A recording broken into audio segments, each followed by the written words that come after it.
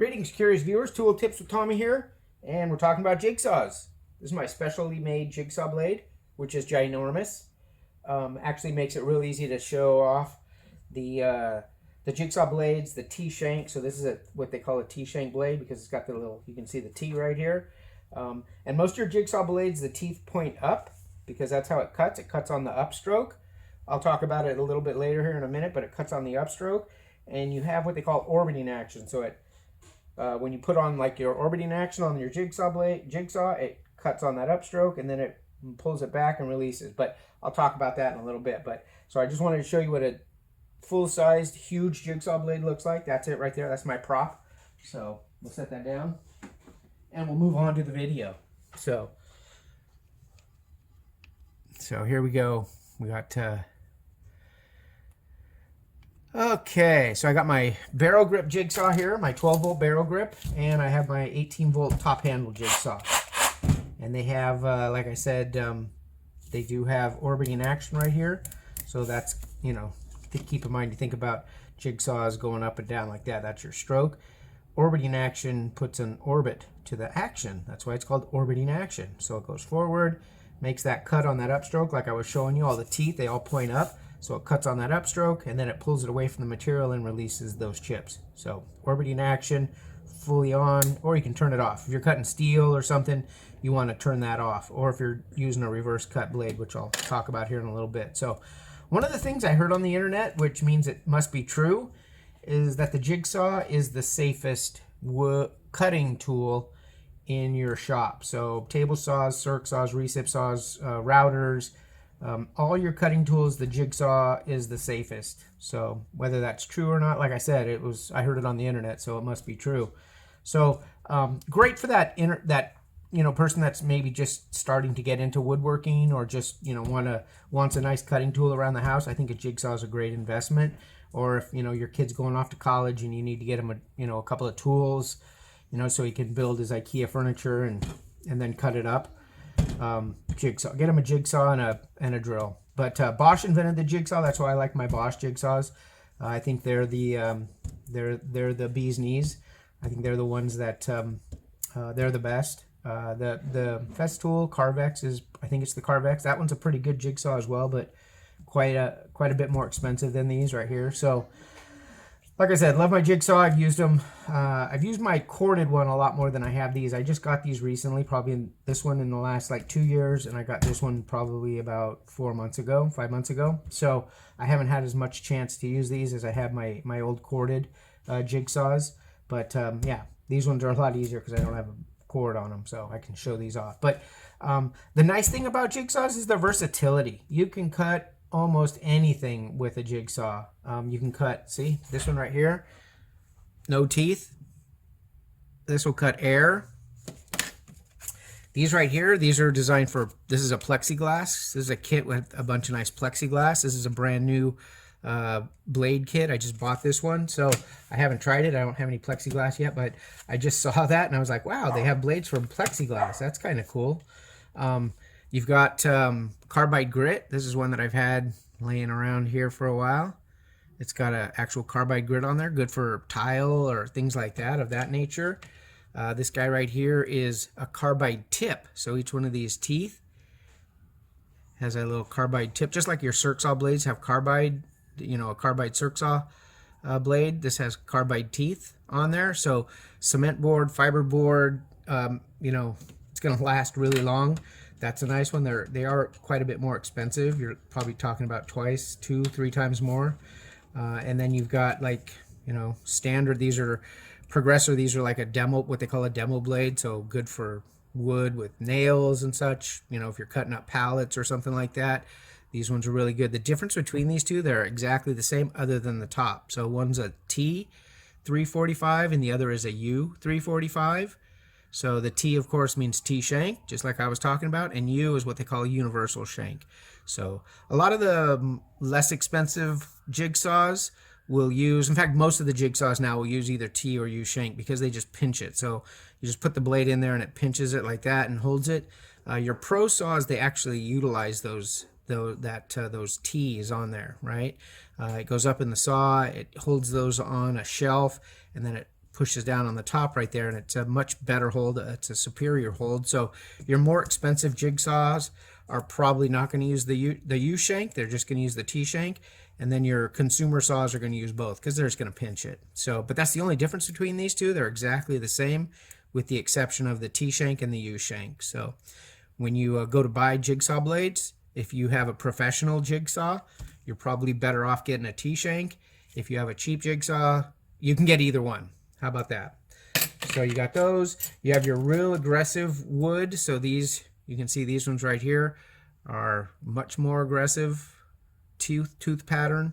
Not so good with nails, but great if you're just demoing wood or cutting through lumber or something like that. And then scroll saw. We'll talk about some scroll saw blades. So if you're going to be using your jigsaw to do scroll cutting, right? So you're going to do turns. You want to cut through the wood and make cool patterns, or cutting out corbels or something like that. You want to get the narrowest blade possible because the narrower blades are easier to turn while you're cutting that material. Keep in mind that if it was really fat right here, that back of that blade would be binding up. When you go to turn, it would want to bind on it. I mean, think about like turning a bus and turning a car.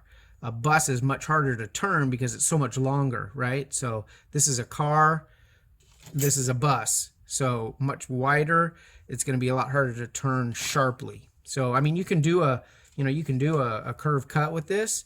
You just can't turn it real sharp, or it's going to be really hard to turn really sharp. So the narrower the blade, the easier, of course, it's going to be to make those really tight turns. And then you've got, you can see maybe one is going to be more aggressive. So less TPI, what they call tooth per inch.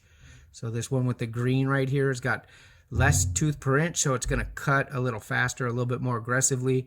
This one right here is going to give you a little cleaner cut. So if you're cutting thinner material, 1/8 inch, 1/4 inch wall board or something like that, get yourself something like this that has a really fine tooth. If you're cutting something maybe 3/8, 1/2 inch, you know, use something with a less TPI, less tooth per inch, be a little bit more aggressive. So, and then you got steel blades. You can cut steel with them as well. I got a couple steel blades here, some used ones and a new one. So these are all your steel blades. You can see, I don't know if you can or not. Hopefully you can see that they're like wavy, right? And the reason they do that is because then it cuts a thicker, when you're cutting like sheet metal, sheet goods, you may have heard it when someone's cutting sheet goods, as it's cutting, that steel is like binding up on the sides and it gets really loud. It's like,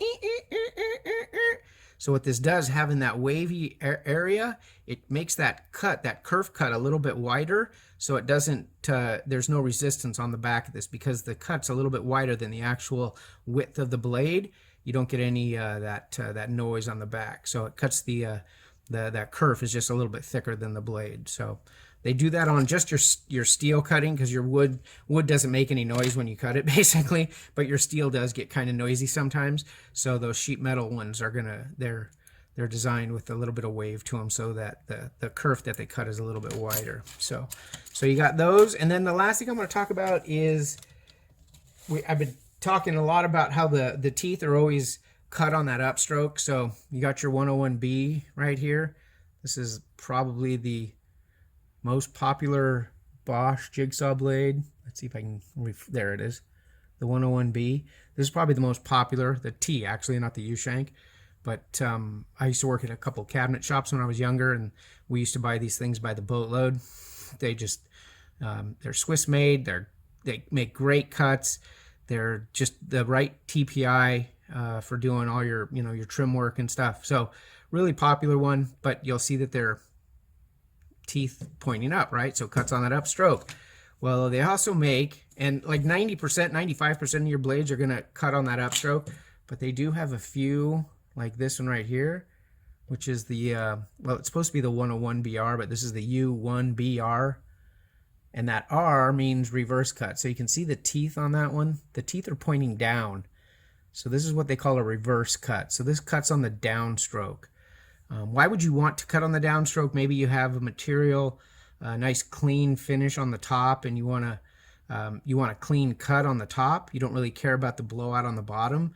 If they cut on the downstroke, you're going to get a really clean cut on the top. You might get some blowout on the bottom, but it'll be clean on the top. Keep in mind that when they cut on the upstroke, you do get a little blowout. That's why you'll see guys put tape down and stuff when they cut with a jigsaw blade, because that tape is going to give you a little bit cleaner cut. So the reverse cuts on the downstroke, gives you a nice clean surface, a clean cut on the top. So that's why guys would use this, but very rarely do they do that. So keep in mind too, when you're using it in your jigsaw, when it cuts on that downstroke, it wants to push your saw up, right? Because it's cutting on the downstroke, so you have to hold your saw a little bit tighter. It's not like it's going to throw it up, but you just have to hold it a little bit tighter because it's going to cut on the down. It's going to want to push your saw up. Also, you don't want to run any orbiting action when you cut on that upstroke. In fact, we used to do demos years and years ago where we would put the reverse cut blade in the competition's jigsaw and then put it on full orbit action.